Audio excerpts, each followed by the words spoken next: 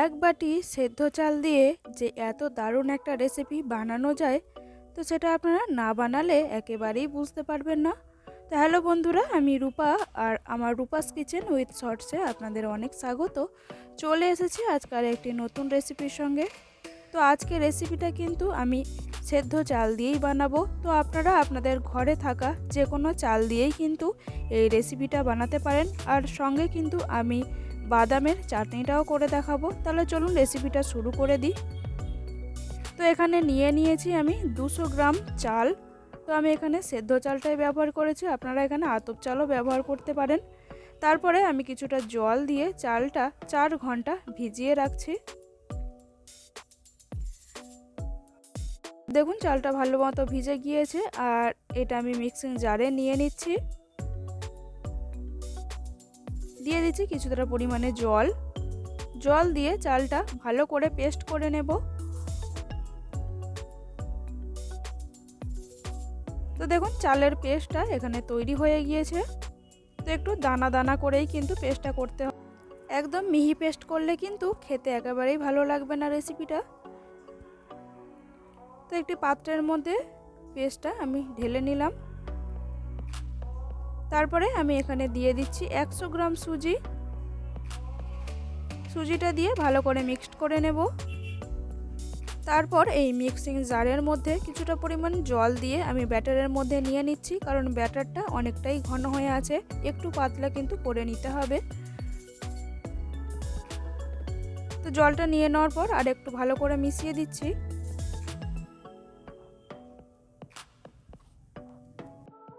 কিছুক্ষণ ঢাকা দিয়ে রেখে দেব।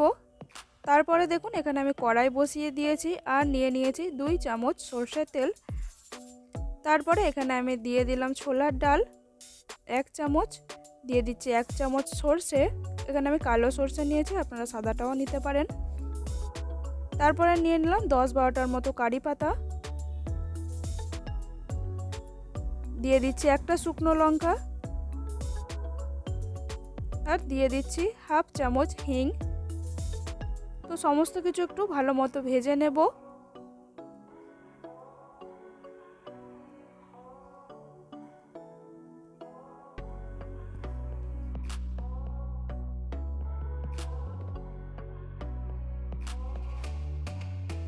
তো তরকাটা কিন্তু আমাদের ভাজা হয়ে গিয়েছে। এখানে আমি কিছুক্ষণ পরে চলে এলাম। তো এটা দেখুন কতটা ঘন হয়ে গিয়েছে, কারণ সুজি থাকার কারণে কিন্তু জলটা টেনে নিয়েছে। তো আর একটু সামান্য পরিমাণে জল আমি এখানে দিয়ে দিলাম।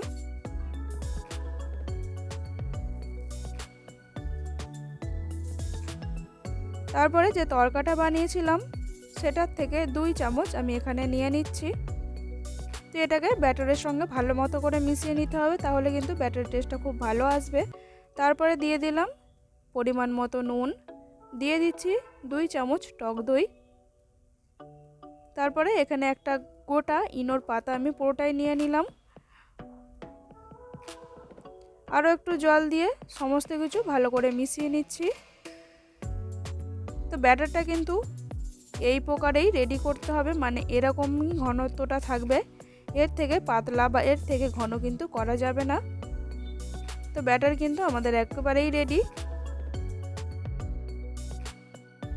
তারপরে দেখুন এখানে আমি একটা থালা নিয়ে নিয়েছি, আর তার মধ্যে দিয়ে দিচ্ছি কিছুটা পরিমাণে ঘি। আপনারা এখানে সাদা তেলও দিতে পারেন। ঘিটা দিয়ে থালার গায়ে ভালো মতো করে লাগিয়ে নিচ্ছি।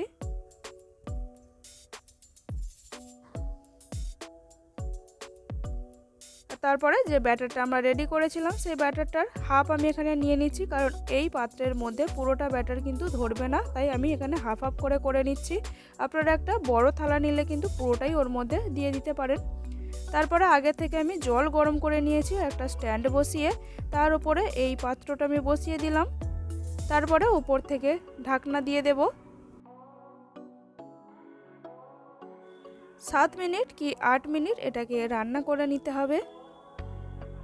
তারপরে দেখুন এখানে আমি চাটনিটার জন্য এখানে নিয়ে নিয়েছি চীনা বাদাম, নিয়ে নিয়েছি কাঠবাদাম, দিয়ে দিলাম 3 কুচো কাজু বাদাম, নিয়ে নিয়েছি সামান্য পরিমাণে আদা, কয়েকটা পুদিনা পাতা, নিয়ে নিয়েছি কিছুটা পরিমাণে ধনে পাতা,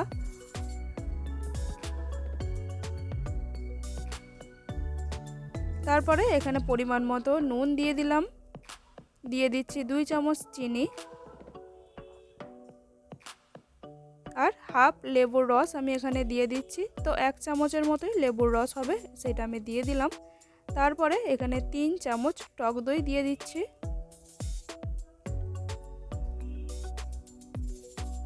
এরপর সামান্য পরিমাণে জল দিয়ে চাটনিটা আমি রেডি করে নেব।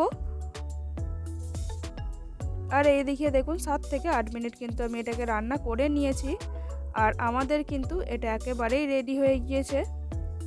তো দেখুন ছুরির গায়ে কিন্তু লাগছে না, তার মানে কিন্তু আমাদের এটা একেবারেই রেডি হয়ে গিয়েছে। তো এটা আমি নামিয়ে ঠান্ডা করে নেব।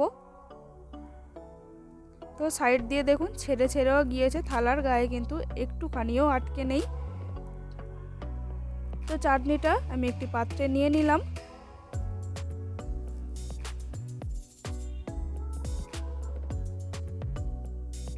তারপরে যে তরকাটা আমি কিছুটা বাঁচিয়ে রেখেছিলাম সেটা এখানে 2 চামচ দিয়ে দিচ্ছি, দিয়ে ভালো মতো মিশিয়ে দিচ্ছি। এতে করে কিন্তু চাটনির টেস্টটা খুবই ভালো আসবে।